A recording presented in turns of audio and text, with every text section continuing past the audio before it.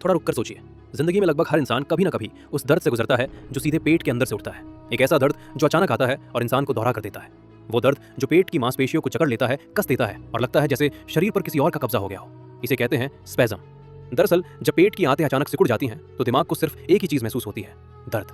तेज, चुभता हुआ और रोक न पाने वाला दर्द। लेकिन उसी अंधेरे में, उसी दर्द के बीच एक रास्ता निकलता है। एक छोटा सा कंपाउंड जिसने 19वीं सदी के एक जहरीले रसायन से जन्म लिया और 1950 के दशक में अपनी पहचान बदल ली। आज की कहानी उसी बदलाव की है, उस दवा की जिसने दुनिया भर के लाखों लोगों को पेट के दर्द से राहत दी। उसका नाम है हायोसिन ब्यूटिल ब्रोमाइड और ज्यादातर लोग उसे जानते हैं बस्कोपैन के नाम से। जरा सोचिए, 19वीं सदी, लैब में धुआं, शीशे की बोतलें और एक नेचुरल पॉइजन जिसका नाम था स्कोपोलामीन। दरअसल स्कोपोलामीन एक ऐसा केमिकल था जो दवा भी था और जहर भी। कई बार इलाज में इस्तेमाल हुआ और कई बार गलत मकसद के लिए भी। फिर 1950 के दशक में जर्मनी में बोरिंगर इंगलहाइम के वैज्ञानिकों ने कुछ अलग किया। उन्होंने उसी खतरनाक स्कोपोलामीन को लिया और उसमें एक केमिकल बदलाव किया। उसके साथ ब्यूटाइल ब्रोमाइड जोड़ दिया। हाँ, यही वो पल था जब उसकी पूरी पहचान बदल गई। अब समझिए, ये दवा अब भी एंटीकोलिनर्जिक ही थी, यानी पैरासिम्पैथेटिक सिस्टम को ब्लॉक करने वाली। लेकिन एक बहुत बड़ा फर्क आ गया था। अब ये दिमाग तक नहीं पहुंचती थी, अब इसका असर सिर्फ शरीर तक सीमित हो गया था। जहर एक हीलर में बदल चुका था। दरअसल हमारे शरीर में एक केमिकल होता है, असिटाइल कोलिन। यही केमिकल पेट की मांसपेशियों को सिग्नल देता है। जब ये मस्कारिनिक रिसेप्टर से मिलता है तो मांसपेशियां सिकुड़ जाती हैं और यहीं से स्पैज़म शुरू होता है और स्पैज़म से शुरू होता है दर्द। अब समझिए, हायोसिन ब्यूटाइल ब्रोमाइड क्या करता है। ये चुपचाप आता है और असिटाइल कोलिन से पहले ही रिसेप्टर पर बैठ जाता है। हाँ, थोड़ा रुक कर।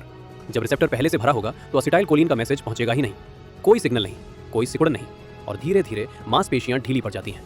यहीं दर्द टूटता है। लेकिन असली रहस्य यहाँ है। इस दवा में लगा हुआ ब्यूटाइल ब्रोमाइड का केमिकल ताला इसे ब्लड ब्रेन बैरियर पार नहीं करने देता। मतलब दवा पेट में काम करती है लेकिन दिमाग तक नहीं जाती। दर्द कम होता है पर दिमाग सुन्न नहीं होता। यही वजह है कि ये दवा पेट के अंदर एक साइलेंट हीलर की तरह काम करती है। आज इसका सबसे आम इस्तेमाल है इरिटेबल बॉल सिंड्रोम में। वो अचानक होने वाली मरोड़, वो पेट की जकड़न, अक्सर 10 मिलीग्राम की एक टैबलेट 1 घंटे के अंदर राहत दे देती है। और इसका काम यही खत्म नहीं होता। किडनी कॉलिक का तेज दर्द, बिलियरी कॉलिक, एंडोस्कोपी से पहले आंतों को शांत करना और यहाँ तक कि कीमोथेरेपी से जुड़े दर्द में भी इसका इस्तेमाल किया जाता है। खुराक साफ है, साधारण हालत में 10 मिलीग्राम की टैबलेट दिन में 3 या 4 बार, और जब दर्द बहुत ज़्यादा हो तो अस्पताल में 20 मिलीग्राम का स्लो आईवी इंजेक्शन। एक सीधी लाइन जो दर्द को वहीं तोड़ देती है। लेकिन हर ताकत की एक कीमत होती है।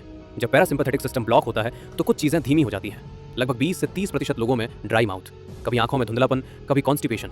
अक्सर ये थोड़े समय के लिए होते हैं, पर असली खतरा कुछ खास लोगों में है।